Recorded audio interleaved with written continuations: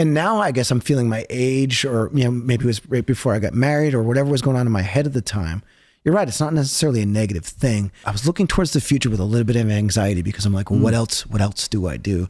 And I see how there are other people like, even just in my own band, Mike, he does graphic design. He's like, Adam produces. I'm like, I'm Jesse from Killswitch. What else do I do? Bad times, I don't want to have bad.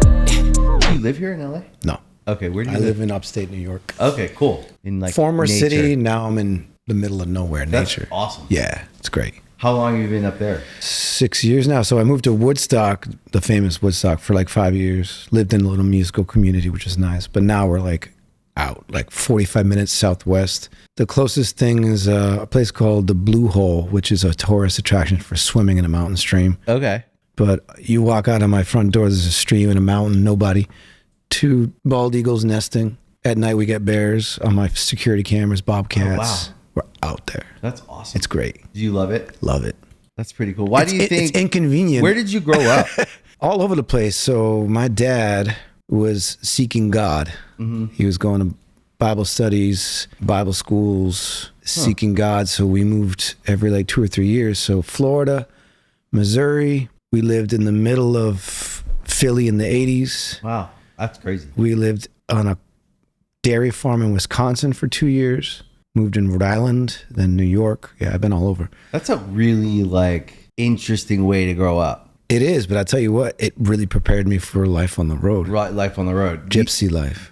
I think the same thing. A bit different. I didn't move around, but when I got a little older, like 9, 10, 11, 12, 13, I'd say like 11 to 13 was the age that my family dissolved. And then we were moving all the time because we like we'd get evicted from this place. Then we'd like live with these people from church, or we'd live with these people that my mom worked with, or then we found another place and then we had that and we moved in and then we got evicted from there. And we were like, I could move. If you told me right now, go home, get your shit, you're moving, I could do it. Wouldn't be fun, but I'd do it. Like I've gotten really comfortable at this age, but I still have that trigger in me that's like, I can go right now. It doesn't leave you. It doesn't leave you. No. There's an instability, I think. It's those formative years, though, that's when you learn your muscle memories. Yeah. And for me, the biggest thing was like trying to make friends. I became such a people pleaser because we'd move every 3 years, and you have to learn who the tough kid is, who the bully is. Yeah, you got to navigate. How do you fit into this? And becoming a little bit of a chameleon for a while till I figured out who I was. I was like that for a while. Like the pastor's kid that just moved into the neighborhood that's kind of a dork. Like I always joke with people, like my brother and I were like the Flanders kids from The Simpsons. We come in, oh yeah. Because you're such a cool dude. Now. Yeah. Am I? I don't know. You are a cool dude. I you look out, cool. Yeah, you look cool. And you're in a cool band. Yeah. Well, so that's kind of cool. For me anyways, when I see like cool guy, I'm like, oh, that guy's pretty cool. I don't know if I should talk to him. He's too cool. Like that's when I see guys and I'm like, oh, that guy's cool as shit. I think because of the way I was raised though. And then, it's punk rock. Punk rock changed everything for me. So up until that point, like my first memory, actually, I'm going to back up. I don't even think punk rock. I think it was hip hop was the first thing to hit me because we lived in Germantown, Philadelphia. It was a crazy, wild place. We were the only white family in blocks and blocks. Like I grew up around a community of people. I saw the first break dancers on the corner playing, like Houdini and like that early shit. And they called me Little Man. That was their name because I'd go to the corner store and get my bubble gum or whatever with my allowance. And I'd stop and watch the breakers, and like that culture was the first thing to me as a kid that was so different from my home life. Yeah. Happy Clappy and Jesus songs and stuff. And seeing the rebels. And back then, the way they dressed even was so funky. Yeah, it was so cool. Feathers and leather and, kind of glam metal, but like rapper stuff. Yeah. And as a kid, I loved that stuff. So that's kind of where I used to have the, it's funny, I'm trying to think what's her name is. Pat Benatar used to have like that rolled up bandana with her little fuzzy hair. I had a mini mullet with like the bandana and the jean jacket, the sleeves cut off. Super I tried to be down. Little white kid trying to be down in the hood. That's kind of when, I started to see the other, like there's the church life and then there's what's going on in the corner. Yeah. So that was the early spark of me. I was like, I want to know what the cool kids are doing the robot and breakdancing. That was addictive to me. But I wonder, like, well, I think we answered it. I think that my ability to move around like I had to when we were, in those formative years, even though it was locally, it wasn't across states and stuff. It was more of a locally just finding places to live. I do think that it made me really adept in, like, it set me up for, like, being able to go out on the road for 15 years and not stop and be okay with it. Yeah. At some point, I think it's not mentally healthy. Exhaustion. Yeah. And I think also just not working on yourself for long enough, and your problems they're down there in you. Well, it's kind of like that when you're on tour, you can kind of get away. You can sideline that shit. Yeah. I mean, and relationships can fall apart and you're like, I'm going to keep going. At least I have this next tour to look forward to. Push it aside. Yeah. And it catches up to you after None a while. of it's real back there. That's the word, you can real. forget all of it. And you can live in this, like, fantasy on the road where and people are throwing stuff at you to keep you numb to that. Yeah. And like drinking, whatever the fuck. And anywhere you are on tour is somebody's Friday night. So everybody's just having a good time or, you're in this bubble of, like, not reality. There isn't, like, day-to-day consequences really if, like, you don't want to. I don't know. It's like you can go around and do what you want, when you want, how you want, in so many ways, like, I mean, it sounds worse than it is, but especially it's more in the like, early days when you didn't care. Yeah. And so you're not building anything sustainable over time. Personally, you're building this career that could be sustainable. There's a lot of things to be done out there on the road that we did. We built careers and you and me both built lives and certainly, like, interesting lives that are not, the normal kind of thing. That's not what everybody does with their life. But, like, there's this fantasy that's not actually what you're doing. You're actually out there living this dream. And I think for a long time I was bought into that this was just like I hit a lottery and I was lucky and I should just, But then when I got older, I had kids and I kind of, like, I think my feet hit the ground. I was like, no, you're out there building a business. You're out there building legacy. You're out there building some things you can touch, some things you can't touch, but you're building something that matters. I like legacy. That's a great word. know? But yeah, when you're young, especially, put money in front of it and just partying and, like, it's like a theme park ride. It is. And, I was able to dip in and out of that because when I left Killswitch initially, I went back into the working class. So I had 9 years of carpentry, bartending, doing real work. So when I came back to the band, I had a few years of, like, living the drunken, having fun and being stupid. But I had the reference of, like, I could be doing this. So I appreciated it more, I think, than had I just lived it through the whole thing, Like, that's where I am a little different from my bandmates because I remember bartending. I remember those nights at 4 a.m. where I'm drunk thinking, what am I doing with myself? These bands are out here touring and I'm stuck behind a bar, like, washing spit out of glasses. So that helped me stay a little more grounded. But I definitely had a few years of just blackout drunk stupidity. And you think it's never going to end. And then, I damaged my voice. So I don't have kids, but I had that pump the brakes moment when this gave out on me. You realize, like, the reality of our physical health is actually, You got to take care of yourself. Yeah, it's not endless. I started to get healthy then. But what I want to double back to, because I've noticed this with a lot of musicians, and I've heard your story from listening to your podcast because I'm a fan. That's why we became the kids that we became, that wanted to write the lyrics that we wrote. We wanted to express our pain. We wanted to express what it was like to feel left out. And I used to, especially being a pastor's kid into discovering punk rock, that was such a huge earth-shattering thing. But I always felt like an outcast. If I was the ultra-Christian pastor's kid or the punk rocker, I was with the freaks and geeks and the misfits no matter what. So when I went into public school for the first time after being in Bible school for so long. Oh, wow. Kids, What's Bible school? So basically my dad. Tell me about Bible school. I want to know about that. So my dad, because he was studying to be a minister, he got us into private school for free. Okay. So we're like. So it was like a Christian like day school or something? Yeah. So we're like living off the co-op and government cheese, poor, living in like a roach place, in Philly, that my dad, to help pay the rent, would do carpentry during. So at night, he'd go to the school all day, then he would do carpentry. So he worked at the school? No, he worked on the house that we were living in, so we could live there. Oh, wow. The lady across the way, whose name, it gets really funny. Her name was Mary. Mm-hmm. Her son was Moses. Oh, wow. Her son was a pimp. Oh, wow.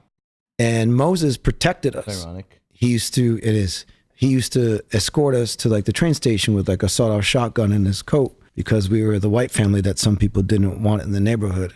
Oh, wow. So I had no idea. I'm an ignorant kid. I'm just thinking Uncle Moses is taking us to the train station. But as I got older, I realized the struggle that they went through. So we were kind of always outcasts. So I've always been used to the freaks and the geeks, and then, transitioning from the happy clappy Christian life into punk, it just felt like, oh, now I found my tribe. I found the people who I might not be able to relate to you because you come from an abused house, but I know what it's like to be picked on. I know what it's like to be, considered a freak, poor. Yeah, of course. Yeah. Also, I think, it's weird to grow up in a religious house. It's hard to explain because it's not that I'm not a spiritual or a faith or person of faith, because I actually consider myself to be a person of great faith. Yeah. I do kind of have a more cause and effect relationship with the world and with life. So I do teach my kids a bit more cause and effect than, listen, we pray. I don't know if we pray together like we have before. Yeah. I was raised in a house where we were fucking having these group prayers and things that like, it just doesn't feel, it brings a weight on life at an early age. Obligation doesn't feel genuine. Yeah. And it feels heavy. A practice. Yeah. And it feels heavy. I was pretty much doomed from the start because I knew I was going to hell. Like that's what at a very young age, I don't know how it got in my head, but I was like, well, I'm going to hell because I'm sitting here with all these people that are going to heaven. Oh, it's funny. And I did everything they told me to do. I did. I was very good. I was like not a bad kid. I was definitely. You can play the role. Yeah. Yeah. But I didn't feel like the same. And it's not that I don't believe in God either. It's just that I didn't think that's what God wanted for me. I didn't think God put me here to stay in a house and pray all day and speak in tongues and do all this stuff. And like when the whole world was going on outside and my mom was terrified of it back when I was a kid, she's just like, everything was bad. Everything's demonic. Everything's demonic. Yeah. Every spirit of this, spirit of that, the spirit of this. You're like, where are the spirits? Because I'm terrified. Like I remember just feeling like the spirit of whatever is going to get you. And I'm like, is it a demon that's going to get inside of me and take over me? Like shit like that when you're little is like really heavy stuff. And then anything good that happens. So what's the point of working hard and having a dream and working towards it if the only way that things happen is if God faith. And so there is no work. It's just faith. So I believe in faith. And I say to my kids all the time, I'm like, we got to just have faith and keep going forward. And like, there is a plan, I'm sure of it, but we have to stack the deck. Yeah. We got to try and get every opportunity and everything we can do to stack the deck in our favor to get to the next step or to win the game we're playing or to have success, whatever that means with our health, with our work. We have to do that. And that was the difference. Like, I think when growing up in my house, like rich people are bad. These people are, and I'm like, actually, there's tons of really great rich people that have helped the world in so many ways. And there's some real assholes. And then there's tons of assholes that are poor as well. Yeah, of course. And then there are some really great people. Well, so it's like the generalizations don't work. Yeah, they don't work. So that is growing up in that house and then finding my way out into the world and feeling like I finally found my place with music. But even in Good Charlotte, we always felt like we were a little bit outcast everywhere because we weren't really a part of any scene, even though we kind of were around everybody. We never got fully embraced except by the people who liked our music. Right. And so that's kind of where we ended up pouring. You know, I remember when we did our first show where there was like 150 people there sold out. I was like, these are our people. And then we just started building on that and that became our place. But it was weird because when you grow up in that kind of house, it plays tricks on your mind. Of course it does. Yeah. You know, but I think, you build off of that. And especially with what you guys did, I look back on the early days, where genre was so important. So important. Yeah. So being a hardcore kid, that's initially where I would say when I heard Minor Threat and I started to get into that movement, bands like Earth Crisis, Strife, the straight edge movement for a little while there, it was almost a uniform. Like it really was a very, like, you can't have double bass, you don't solo, it was a very strict, like genre mattered a lot back then. Very much. And as you get older, I find myself backpedaling to bands and like, who cares about, like, especially now at this age, I'm appreciating all these bands that I used to like go, not my thing. Yeah. And as you're older, you're like, that shit is brilliant. I feel like that with you guys. Like, you guys were brilliant because you didn't fit the mold. Yeah, we didn't fit anything. But that's why it was good, because that's the ultimate punk rock. Yeah. You didn't let it stop you. People can clown on you and say whatever they want to say, but you continued on. And what I love about what you guys did was it was like opening up somebody's journal entries and like reading like painful shit. Yeah. That's important to people who are probably still listening to you now, that are now adults, that are probably still alive because of that type of stuff. And that's what I realize now with everything that I've been through in my childhood, everything we've been through, we're still here and there's a message there. And the message outweighs, to me, everything. Not even just music, but the way you carry yourself in life, the way you are as a business person, the way you're helping other bands through what you're doing. That, to me, is the community of quote unquote punk, if you will. Generalization, punk, like the do-it-yourself. Don't wait for somebody to pay your bills. Pay the bills. How do you pay the bills? Hustle. Book your own shows. That DIY, like rent a VFW hall. Always. I had a book this thick with phone numbers. You go to the payphone, call, like, oh, we want to play Connecticut. This is early on. I'm talking like my band Corinne, I was 16, 17 years old. We're all on the phone, like booking that stuff. We got to Canada just by phone calls. This band called Grade was from Canada.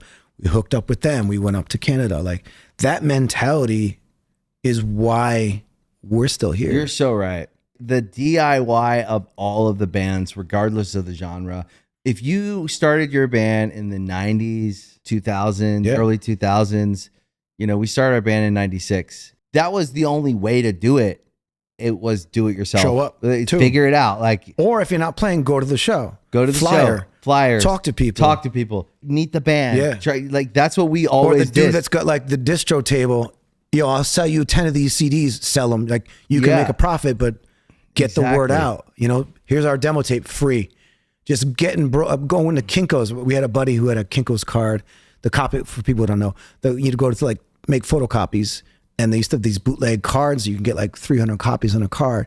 So we're like hustling cars, and at Kinko's at 2 a.m. I had making photocopies. Exactly that. Exactly. We all did that. We all know what that feels like in the van, right? What did you tour in when you made it? A van. Yeah. You were so excited when you got that 13-passenger Ford fucking van. Ford. It was a Ford. And the trailer, broke down so many times. Yeah, but we actually gave our van to another band when we were done with it because we had graduated to buses. But like, that's what you do, and that's what I think still at the core of bands, they're still doing that. The good ones, I believe. The reality of shows is it's hard to sell tickets. Yep. And you have to start somewhere. But you have to start. I remember the early Killswitch tour we did with Every Time I Die. We're playing in North Carolina, and there's 10 people in attendance. Yeah. No cell phones inside. Nobody cares about that. But I'll never forget those shows because they were character building. And I watched Keith Buckley invite the entire audience on stage, which was hysterical to me. It was because he is a really funny, great frontman. But, you learn so much from those types of things, like the small shows. A friend of mine, for example, Club Babyhead in the 90s, went to see this little band called Nirvana. There was like 25 people there. Wow. And they were playing the early rendition of Smells Like Teen Spirit. That's crazy. And he was there, and he was like, it was like not the greatest show, but you could see that something was happening.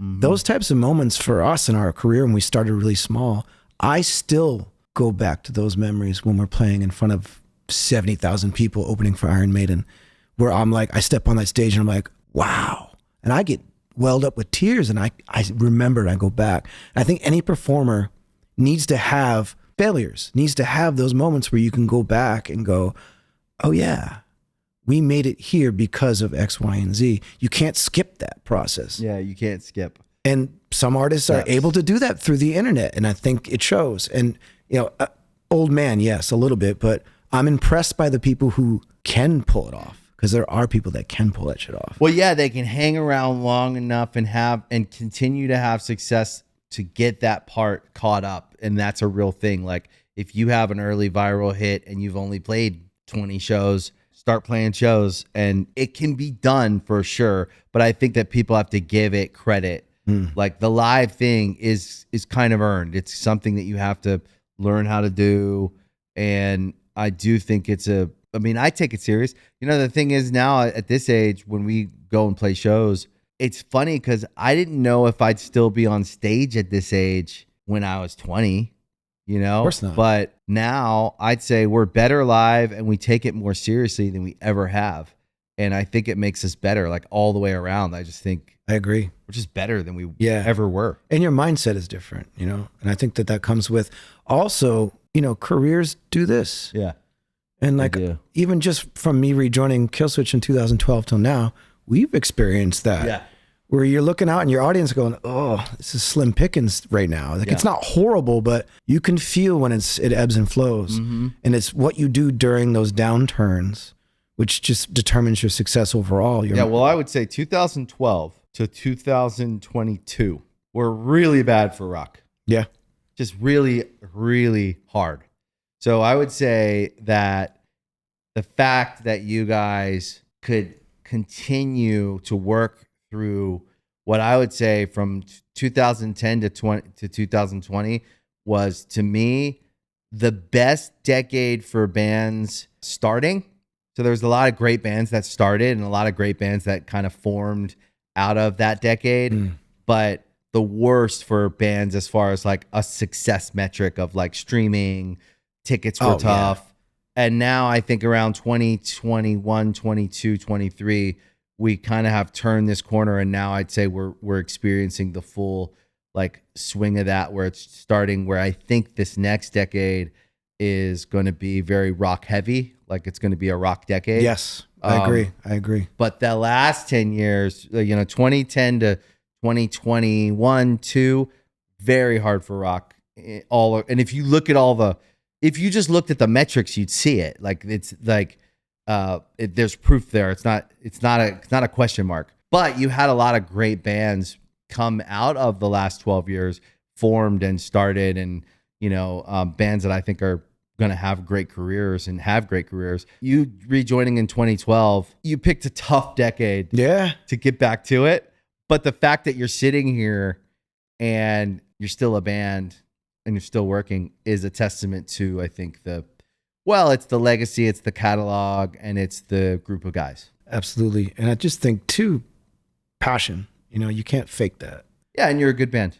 Wow. Thank you. Appreciate that. And you're, I would say when I think of like, again, not to genreify, but if I just zoom all the way out and I go metalcore music as a whole world, right? There's so many different bands that came out of hardcore, bands that came out of punk, bands that came out of metal. You guys have a lot of these different flavors, from like hardcore to like kind of like some thrashy stuff to singing. Like I would say you were one of those kind of fundamental bands that I would say like you're in a class of bands that started an entire universe of what other bands now get to enjoy, because it's so much bigger and so much more like broadly accepted. Yeah. I mean, the term metalcore to me, I don't even know what that means anymore. It's so broad. It's so broad. That's why I say it would be more like a universe or a world than one genre, because there's so many things that could fall into metal. And I say metalcore because metal seems even too streamlined. Yeah. And so like when I say like the world of heavy music, it helps people associate when you use terms. You have to. I mean, metalcore is, a lot of people know what that means. But I look at a band like Architects, for example. I love Architects. Playing alongside. That because you listen to this show. But also playing alongside those guys. I remember seeing them for the first time in the early days and being like, these guys are different. They're different. It's not just what we sort of set them up to do. They kind of went, like the older bands. Yeah. You could say the same thing about Bring Me the Horizon. Like, they're bands that took what we were all kind of doing and we're like, oh, we're going to go that way. We're going to go that way. We're going to bring in good songwriting. We're going to not be afraid to grab a little bit of 80s here, grab some pop, like, and I love that. But when you say metalcore, it's like, it's so broad now. Like, I don't even know what that means anymore. Yeah, and I would say like most of the time I kind of sum it all up with like heavy music, but that doesn't even feel right, because for me it's more like just metalcore does kind of accomplish what I'm trying to say when I think, but also sometimes I'll say heavy music, sometimes I'll say metalcore. Yeah. But I do think it's like the world of heavy and rock music where screaming is allowed, singing is allowed. That's a world, right? Yeah. And I think that like I put you guys in a class of bands that really foundationally like started this world that is now so big and broad, and so many bands get to enjoy it. You know what I mean? And I do think it's cool where it's at. It's a genre of music that's going to be bigger than ever. Like it's already on it. It already is, but it's continuing to go to new heights that I don't think any of us can imagine. And I think we'll remember this conversation when some heavy band is the biggest band in the world, and it will happen. But all that started in the 90s in basements and garages, and with guys like you that were expressing themselves, but also probably didn't feel completely like for me, I didn't feel like I went to some hardcore shows, went to some punk shows, never felt like I was completely accepted, even though it was probably in my head. I don't think anyone cared. It's funny you say that, but it's true. It's But so true. you know what I mean? It's Like so I was true. like, I'm You just cared not a as lot. tough or not as cool, not as this. Oh. And then when we started our band, we wanted to be big. We wanted to play big shows, and we wanted to like have, Which was a no-no for some scenes. yes. Like, yeah. Back then. Punk rock guilt. Yeah. Yeah. Yeah. And it was a But good struggle. on you. And look at you now. And you know, now I think we're around the same age. I think we can look back at it and forward with a lot more experience and age. You realize like when you were younger, all the things that you were caught up on or things that you cared about, most of it falls away. Yeah, it doesn't matter. You just age out of it. Yeah.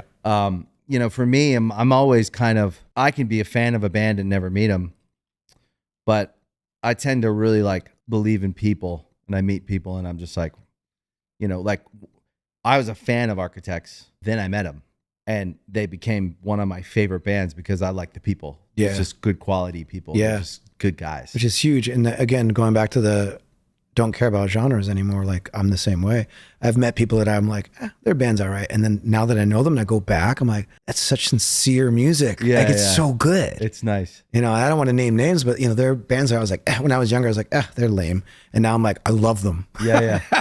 That so happens. Fun. But it's just being, you know, I think, again, going back to the Cool. passion though, like, you know, this last record we put out, it took me a lot to really dig deep, to go at this stage in the game. Yeah, we have our, you know, credibility, we have our legacy, but I don't want to put out a record that's like, let's just put it out and go tour. Right. You know, like Yeah, me this, either. this last record, and people roll their eyes, and I know I try not to read online comments, but I know people clown on me because I'm always like, it took so much to do this record. Yeah, because I man. really Yeah. care. Like I Yeah. fell into a depression, but like legit.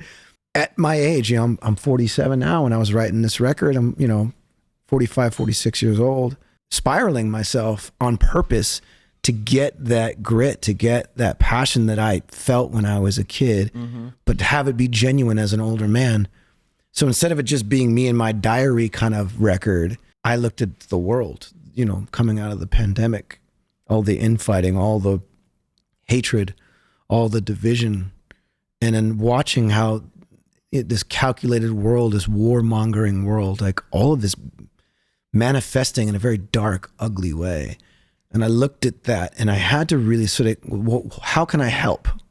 You know, like, how can I help this world? And I know it sounds like a very big question. And like, as a musician, you have to care enough to like want to put yourself in a position where I had to bleed. I had to bleed out my childhood. I had to bleed out what I went through during the pandemic, all the self-doubts, all that stuff, to fully be present to who I am as an artist now, to be present in this moment right here with you. Like, you got to work on that. And to be able to sit here like and be vulnerable and like let your guard down is not easy. No. So especially as like band guys, we don't do that a whole lot Well, because there's posturing. Right. We're taught not to, actually. Right. You can't but put your I guard think there's down. a strength to that. And people can clown on me all they want, but like, I'm not afraid to cry. I'm not afraid to say this shit hurt. I'm not afraid to say I felt like a failure. You know, I'm not afraid. And if you can document that through your music and people see it and you got a fan for life. Yeah. Because it's real. That's the bottom line with anything we're talking about right now, you and I right now in this moment. This is real. Yeah. To be a real human, to be vulnerable, to not be afraid to look foolish maybe to somebody else. Like that's why we're still going as artists. Yeah. You can do business, and I much respect to you and your brother. You guys are killing it, but you're still artists at the end of the day. First. You might be business people, and it shows in the way you carry yourselves as business people. And that's what makes it great, because you care. Where business world, you're not supposed to care, technically, right? Yeah. You're supposed to look at the bottom line, the numbers, blah, blah, blah. And you can do that as a band too. You can be, we're going to be rock stars, success. But if you didn't really care, it wouldn't work. No, yeah. I think that the greatest strength is what we thought was our greatest weakness. Amazing. Always, you know? That's wisdom. Yeah. I thought that caring was a weakness. And as I got older, I realized that it's actually what made me special. And people are drawn to that. Yeah. And to be honest with people, or to be vulnerable with people, or to want to be friends with people even. Which is a breath of fresh air in the entertainment industry. Yeah. Because the entertainment industry, you learn early on, there's snakes in the grass everywhere. Yeah. And you're really like taught by gatekeepers and stuff to be afraid of everyone in some ways. And it's interesting because we're like pretty vulnerable. Like I would say artists in general, we're like pretty vulnerable to bad actors and characters who could get in and, you know, and be that. And I think we learned over time, like a lot of times, like bands don't communicate with one another, don't become friends with each other because there's people in the middle talking to both of them in the ears, blocking what could be like a really powerful. We are stronger together. So to pull resources is a thing. You have that, I have this. What if we share? What if you have a little bit of what I have? And what if you, no, that's the whole point of like touring together. Like we're sharing the idea that we could accomplish things faster together is not just an idea. It's true. It's really true.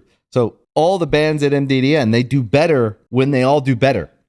You know what I mean? It's like, it's a community. That band's doing good. That band's like it all affects each other. And it's this like living, breathing organism. And every time more people come and the thing grows, everyone has more success somehow. Right. And there's room for as many good songs as you can write. Yeah.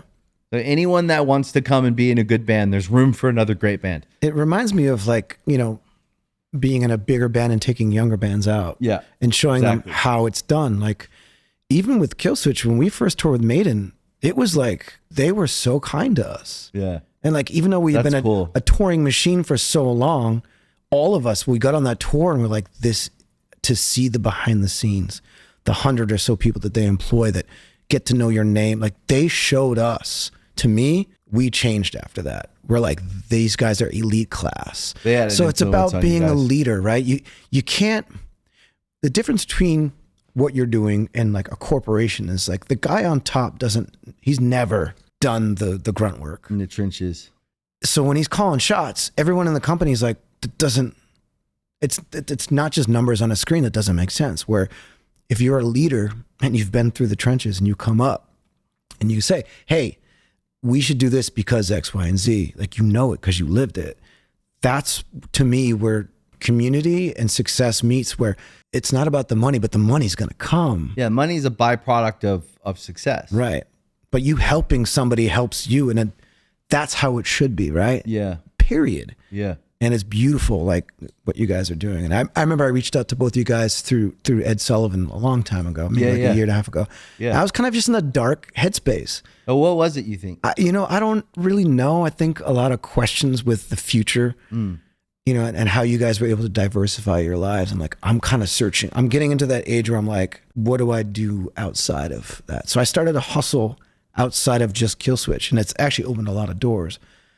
But I think that, you know, you get to an age where legacy, you mentioned it earlier. I love that word because what is it? It isn't just a band. It's you as a person. What do you have to offer as a person? You know, outside of who people think you are on stage, how do you carry yourself in your regular life? How do you carry yourself in other business ventures? And that's kind of where I was at that time. Like I felt a little lost, and I was kind of just like, interesting. These guys are doing it. That's interesting because my takeaway from that email and that exchange we had, which was really nice. One, I was a fan, so I had a lot of respect for. I'm not just a fan, but like I have a lot of respect for bands, even if I don't know them over the years. It's very hard to maintain, decades long. I agree. Career and legacy, and so there's a first and foremost. There's just like a respect, but the exchange, I just thought. It seemed to me, it didn't seem like you were in a dark place. It seemed you were in a very thoughtful, contemplative state. That's what I took away. Okay. Me and Benj were both like, yeah, he's cool. He's super cool. I think he's contemplating things. The only reason I say this is because I think you have to define that spot you were in.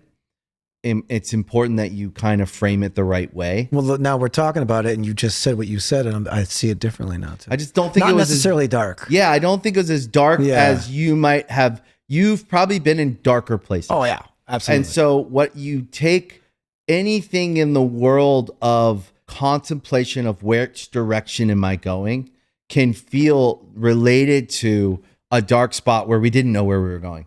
So they can get conflated a little bit. No, I see that. And the only reason I say that is because I do think that we have to frame ourselves to ourselves, because I was raised in a house with someone who struggled with deep depression, bipolar, those things. And until I started really working on myself in therapy and in other ways where I really started growing past what I had come from and what I had brought with me, PTSD. Yeah, PTSD, all those things, and start unpacking those things. Some of them you can put away forever. I think that I learned like, okay, just because I'm in a state of contemplation and I don't know which direction I'm going to go, I got a feeling it's probably something like there, but I'm in deep contemplation, and it can be a little scary because it's hard to acclimate with the, I think like one thing that we're always doing is we're acclimating to our surroundings, to our environment.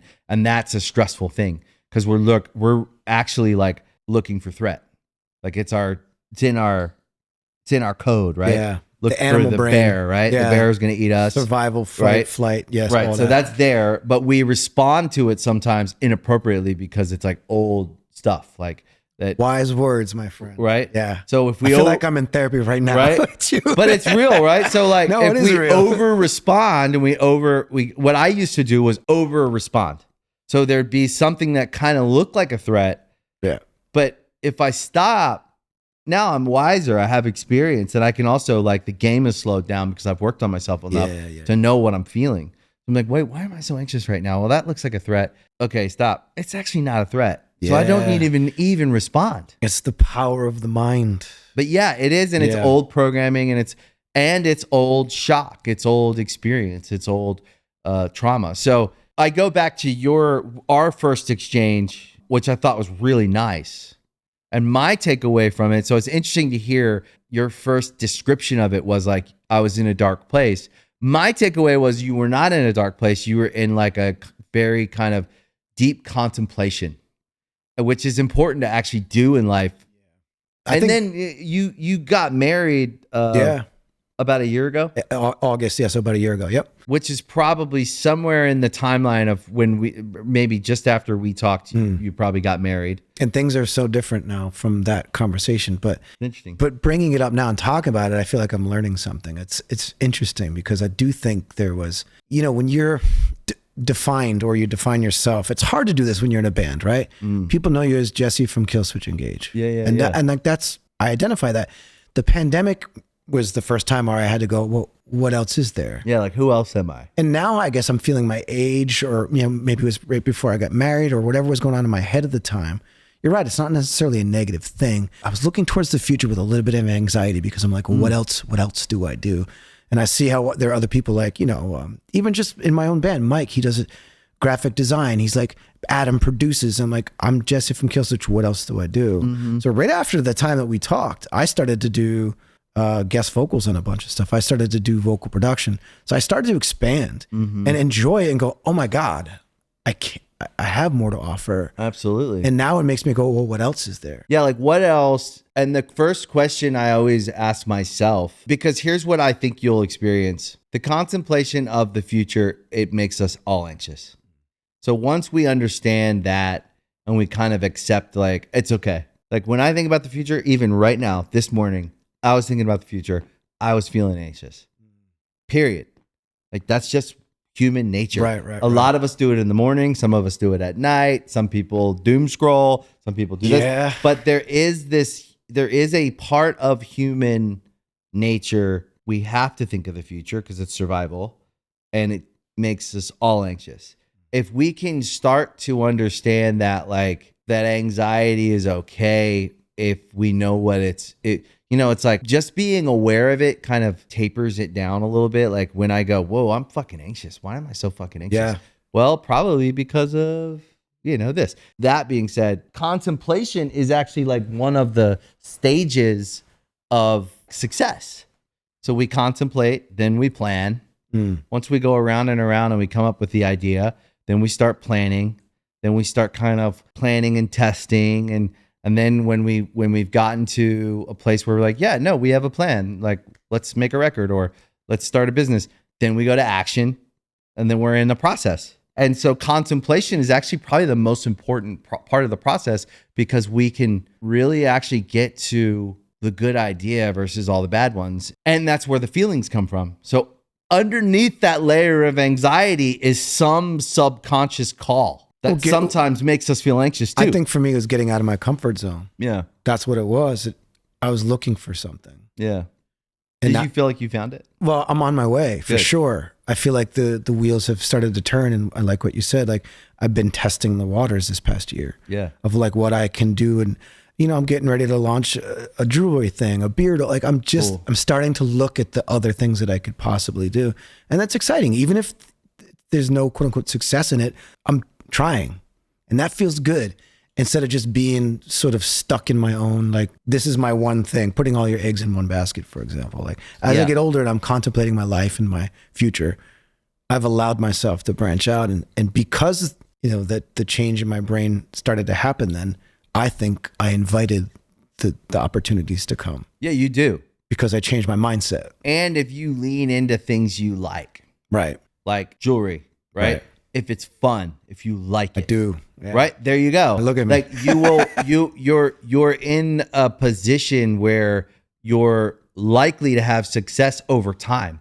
That's the other thing we always got to remember too, is takes time, yeah. Just like a band, just like anything else, it takes time. And so if we choose things that we're really interested in, that we really like, and we make it a game we love to play, we will keep playing. Mm-hmm. That's why the bands worked. The bands that make it are the ones, you have to have good music, right? You have to be inclined to make music that other people agree on, and you have to stay together. And the ones who stay together are usually the ones who like playing the game they're playing. It's like a fun game to them. It's exciting. And those are the ones who can keep getting back up. And the people who quit didn't like playing the game as much or something. I find that with business too, with jewelry or beard oil or whatever you do. If it's something you care about, you'll put in the miles. And on the other side of that hill, wherever that is, if it's 3 years, 5 years, on the other side of it is success. Yeah. It's being able to pace yourself in a game you love to play and then just keep playing. And I do, because I'll get the emails and I'm like, ooh, yeah. Oh, yeah. It's Don't done this. Let me see the design. This is cool. And I'm showing everybody. Like, yeah. It's the same thing with marriage, man. Yeah. It's fucking, marriage is hard. But if you like it, if you're inclined to like it, you will keep getting back up and you'll keep trying and the hard periods get shorter and shorter and shorter. Then they're gone. Or you can revisit, I've learned this in my relationship. I can revisit it.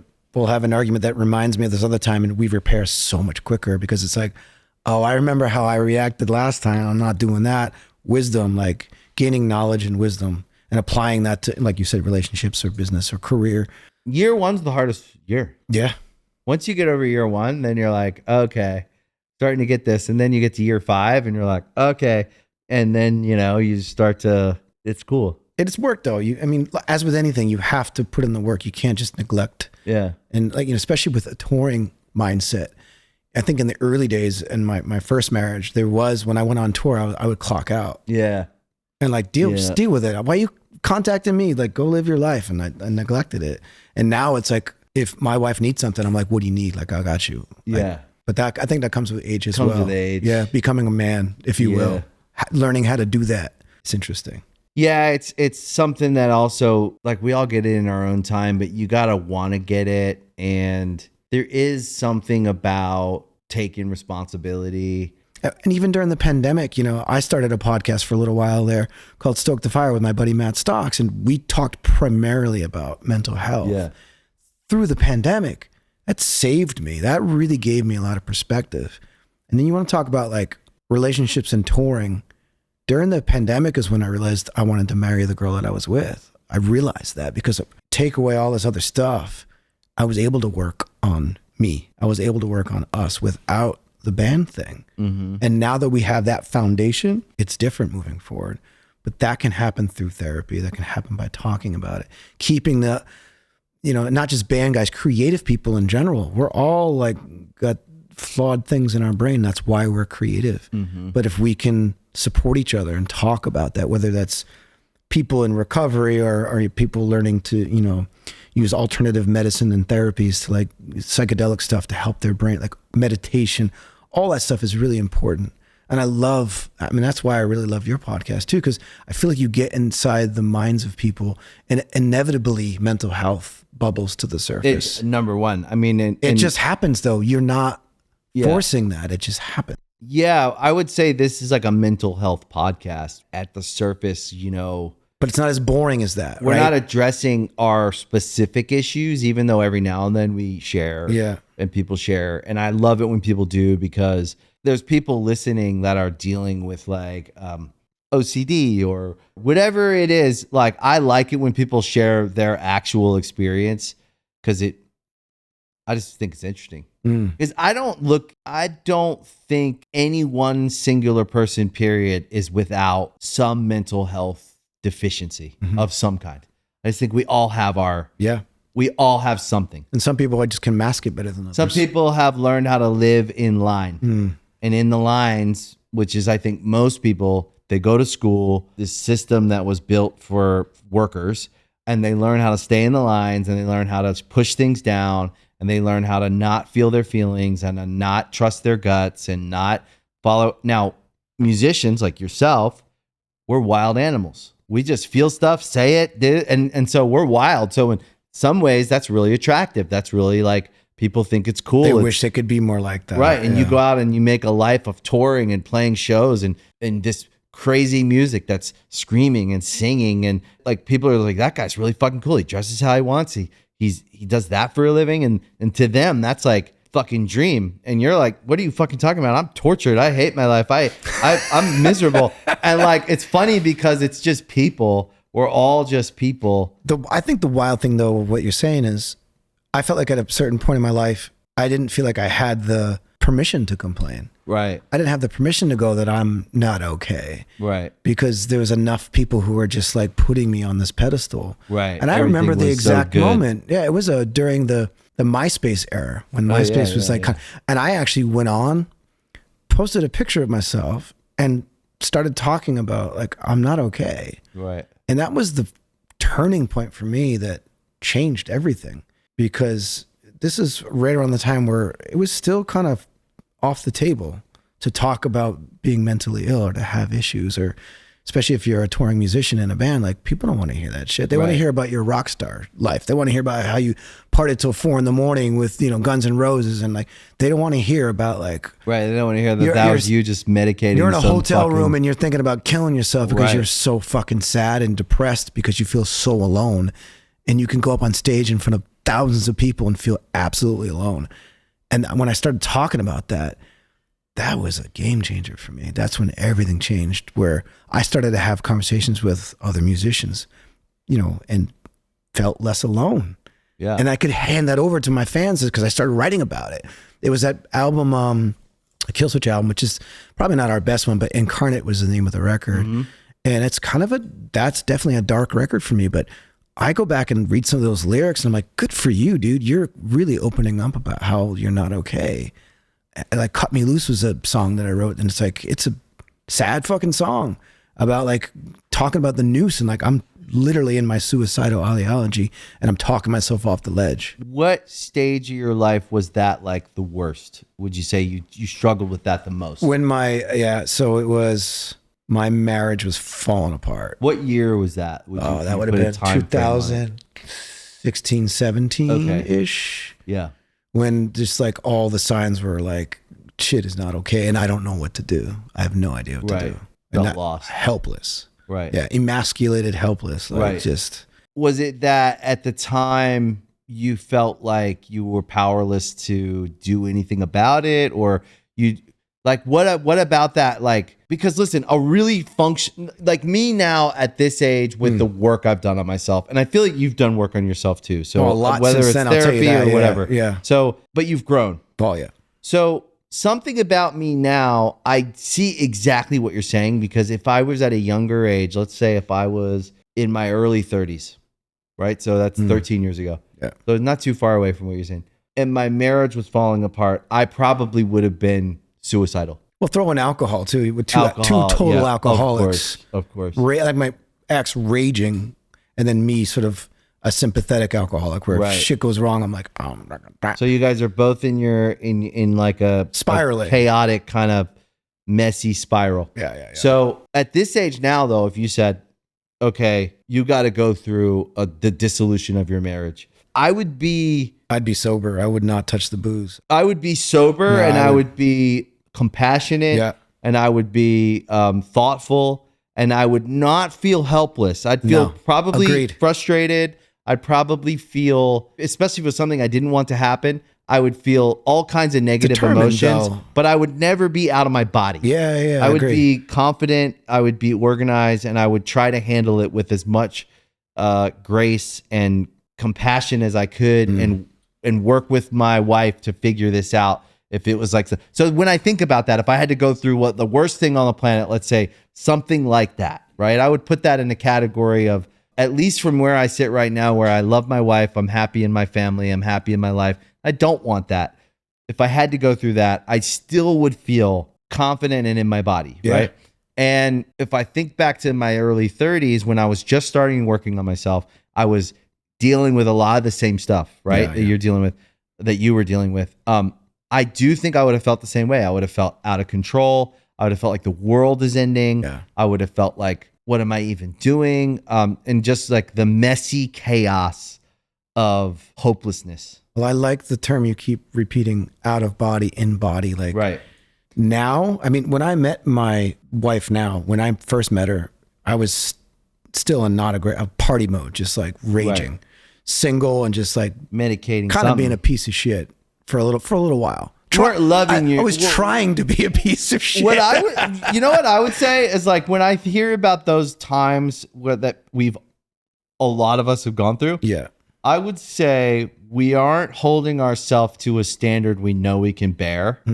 And we're not loving ourselves. Absolutely. And we're not expecting more from ourselves. And we're not holding ourselves up like we're important, like we're special, like we matter. That goes out the window though when you're depressed. It's like a hopelessness. Yeah. But when I met my now wife, we were both kind of in that, and we both, like, the term iron sharpens iron. Yeah. Like, we slowly but surely were like, we're better than this. We're better. Like, yeah, we can do better than this. And now it's, we're healthy. She really helped me a lot with my diet, exercise. Like now. Yeah, you look pretty fit, dude. Yeah. Were you not? I'm pretty decent. No, I was not. I was bloated and. Wow.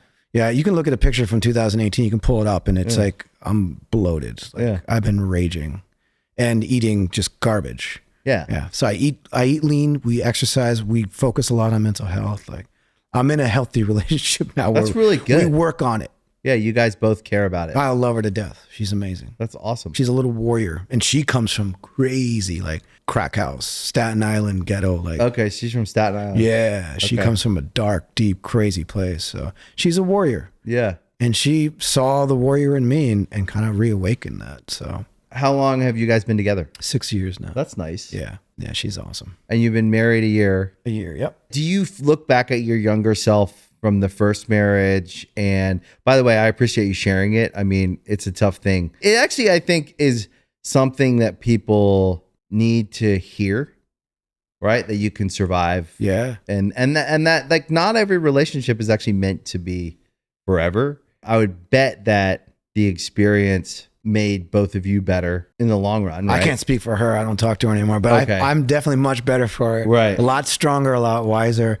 And now I can sort of read the signs and, avoid certain types of people. We allowed snakes in our community that really helped dismantle it. It's tough. So now my friend circle, like my eyes are wide open. If somebody sidesteps a little bit, I'm like, bye. Yeah, you can organize people where they should be. Me and my wife are very protective. I think when you get to a place where you are not hopeless, this isn't the last deal you're going to be offered. This isn't the last person you're going to meet. It's not so desperate anymore. It's not so desperate. You go, which is a nice place to be in. Not everyone can say that. But you have to get there here. Yeah. Before you get there here. Yeah. I really believe that we have to see it for ourselves before we have it.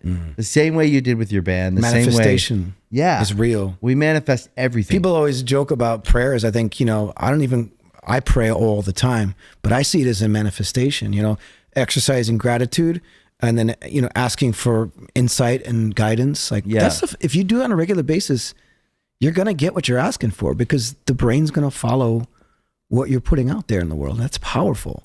So thoughts and prayers are actually powerful, but going way back to what we were talking about earlier, without works, it's dead. So you got to put the work. It's all of that. Yeah. Manifestation and putting in the work.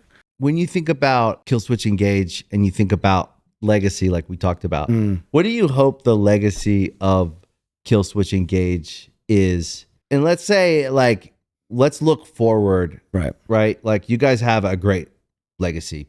In another 10 years, when you look at your band's legacy, do you have any hopes? You guys still have some miles on you. There's still tread on the tires, I think. I certainly hope so because I feel like this record we just put out is our best work in a long time. Yeah. I feel like it's a new chapter. It's reignited my desire for, number one, a message. Like to me, that's more important than anything. A song like I Believe, for example, which was our first song to hit number 2, which is fun. I don't care. The accolades, that's fucking awesome. The accolades aren't necessarily the main thing, but that's nice to know. Rock radio gave it love. And the message behind that song is faith. It's love. It's compassion. It's everything's going to be all right. Like Bob Marley said, I love that statement and I channeled that type of energy. So for me, number one over anything personally is the message of love, compassion, the yearning for understanding the meaning of life, dealing with the dark things. There's a little bit of still anti-government, anti-system still in there. But take me out of the equation, songwriting. The music is just beautiful. Like these guys write beautiful music. So there's the songwriting, there's the message, and then the fans are a huge part of that legacy. The more fans, because we did a bunch of meet and greets in the past couple of years, they honor us with such amazing stories. And when you hear the impact that your music has had on people, that's a whole other thing that has nothing to do with you anymore. That to me is more what a legacy is, as opposed to you actively thriving and pushing out an artistic thing. Yeah, it's less it's what happens after. It's less like an achievement on paper. It's more like the stories people tell. Which is why I think is how you become legendary. We're still relevant to a lot of people, is because it's definitely relevant. It's them. Yeah. And we all 5 of us, very aware of that. So being in gratitude on a regular basis, even on the hard days when you're out on the road and you're whatever, I always have this I'm still doing this. This is amazing. Yeah. You get on stage and you look and you see the same people that are coming to this shows over and over again who know every single word. Then they're bringing their kids 10 years later. The kids know. That is wow. Yeah, I see that a lot lately. And it gives them life. Yeah. They need it. That gives us life to see that. It's this, that's it. I feel that. The reciprocal energy of when art becomes culture. right? We're part of a culture. You want to say heavy music as a blanket. Look at how far heavy music has come since, I started listening to heavy music in the late 80s, early 90s. Yep. To see what was like a hush hush in the corner, like heavy music's over here. Heavy music's everywhere around the world. Yeah, everybody likes it. You can go to anywhere in the world. Yeah. And someone's going to know Good Charlotte, Killswitch Engage, thankfully. And you're like, oh, yeah. I at least know one or two songs. Yeah. That's amazing. I'm happy to be included in. Amazing. With Killswitch It's Engage. It's true. I'm very happy to be included it's with true, you guys. man. Yeah. It's interesting, too, because you guys have been nominated for Grammys, I think 3 times. Yeah. Which is a huge accomplishment. Gold and platinum records. Obviously, you've toured. You've played with all the bands you guys have played with. You've had the experience. Like, you've had the whole experience. It's far greater than I ever thought. Right. Far greater. I would bet what's interesting, because we're not old. I'm in better shape now than I was in my 20s. That's the thing. It's like we're more experienced. We're more aware. We're better at what we do, I would say. And I'm more present on stage now than I was present back on then stage, too. Yeah. more present when we're together. More, I would say, as a unit, we're better communicating with one another. Yeah. If we put our mind to anything, I would bet we could accomplish it as these like men now that have all the decades of experience we have. And it's interesting because I actually think the next I would say the next, like, let's call it 15 years. Let's just say 15 years. We're poised to do our best work if we want to. Right. And I think those of us have to see it. So I think that there's something about our state of mind as we go forward and we go like, what do we want our legacy to be? Exactly. I'm right with you. I just had this experience in Brazil. We were playing these big shows in Brazil. And that was what I experienced, was people's stories. Hundreds of people, just their stories. They would like come to the hotels, and that's the legacy, is people's stories. But what they say about your music and where they were and what they were going through. But is there anything else you want to like cover? My only thing I would say, period, is just live with gratitude. Everybody out there, count your blessings. Start your day with gratitude in your heart. List what you're grateful for. Be careful of how much time you invest in social media and comparison. And I've taken that with me through my life, and it's made me, that's part of the work that I've done, is start your day with gratitude. And I'm so grateful for everything that I have. I love that. And it's really helped me to frame different things in my life, because if you have gratitude in your heart, you're going to approach everything with such a different state of mind. I think that gratitude is the single most important part of our happiness. I really do. Yeah. I start every day. Now I had to train myself. Now it's not a thought. It's not even something I have to think like, okay, what's my gratitude?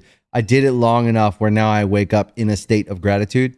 I go to bed in a state of gratitude. And most of my day, that's my reset point. Yeah. Is always back to some form of gratitude, which is like something like, this coffee's really good, or look at that fucking view right there. Or there's gratitude in action is something like enjoying something. Yeah, yeah. And it's like, that's what gratitude for me feels like. Like, these shoes are really comfortable. They are, by the way. Yeah, same. So it's like some gratitude for me is something like enjoying your day. But that's beautiful. Yeah. Because it's simple, but it's so profound. So yeah. Because it's so the sick. building blocks of your happiness, those little moments. Like it happens all the time for me. It is.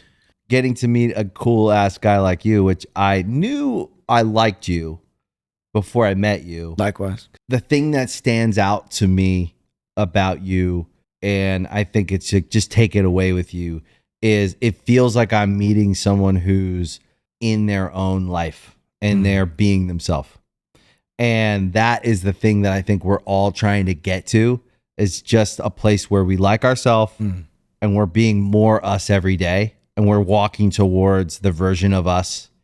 You know what I mean? Yeah, I like that. That we like. Yeah. And I think that's the point of life. I think the point of life is to continue to level up who you are, like the version of you that is more and more and more. Yeah. And then my mother and me has to say this, because you can spread that to other people.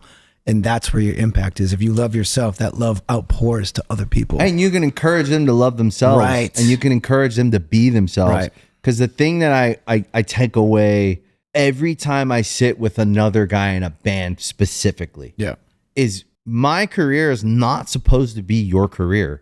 And your catalog is not supposed to be my catalog. Right. You know, like we are on unique paths that are similar. So there's a lot we can share. There's a lot we can relate to. There's probably a lot of insights we could share.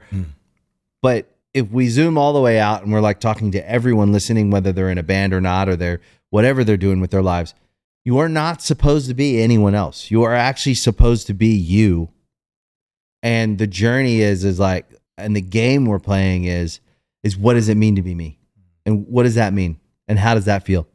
And if it's something that you don't like, you can change it. Yes. And so that's the power part, is we're not helpless and we're not hopeless. Yeah. You know what I mean? That's Love what it. keeps us. Yes. So having you here today was one of those conversations, which I really cherish.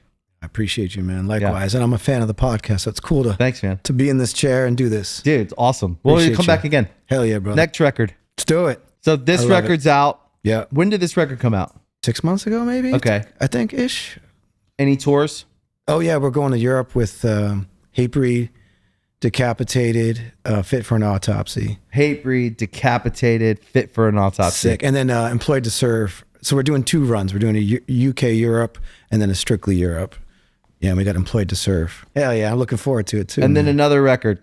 Yeah, I mean, Some point. eventually. I want to hit come back. Yeah, I would love to, man. I appreciate you. Yeah, dude. Hell yeah. Brother. Thanks for coming, bro. Thank you for listening to Artist Friendly. We really appreciate it. If you like the show, you can also follow us on Spotify. You can follow us on Instagram at artist.friendly. And you can watch us on YouTube and Veeps. Leave comments. I always read them. See you next time.